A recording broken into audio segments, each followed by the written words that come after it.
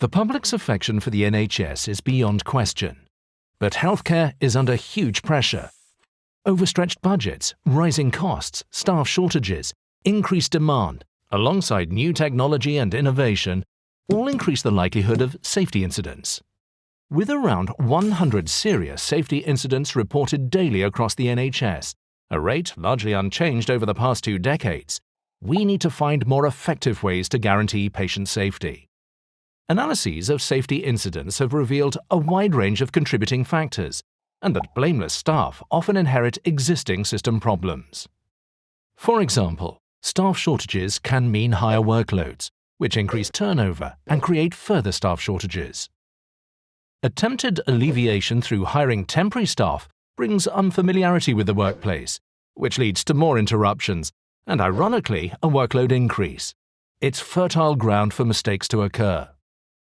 Systems thinking therefore encourages the view that incidents are not usually caused by a single catastrophic decision or action, but by dynamic interactions between people, tasks, technology, and working conditions, including management, regulation, and policy, which typically escape analysis. Let's take an example of a medication error: insulin overprescription. The diabetes specialist nurse writes the recommended dosage using an assessment form. A busy prescribing doctor misreads it and prescribes 100 units instead of 10.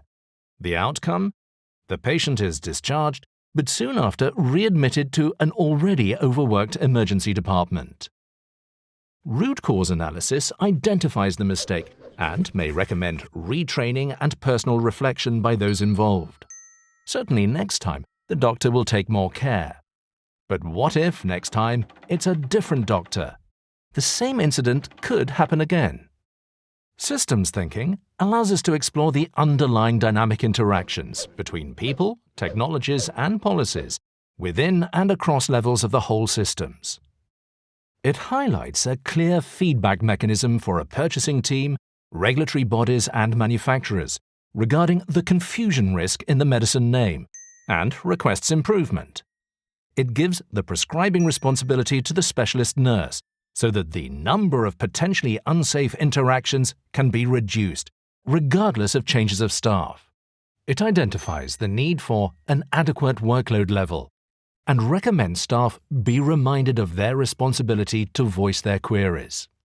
As systems thinking relies on more than single actions by individuals, it offers an opportunity for longer-term learning and lasting change. And if immediate action isn't possible, organizations at the very least accumulate an evidence base for future changes. By empowering people to speak up and use their skills and knowledge to act safely, systems thinking places emphasis on staff as a resource for safety, rather than a potential source of problems. If you're looking for effective and sustainable ways to prevent patient harm from incidents, embrace and encourage systems thinking in your investigations.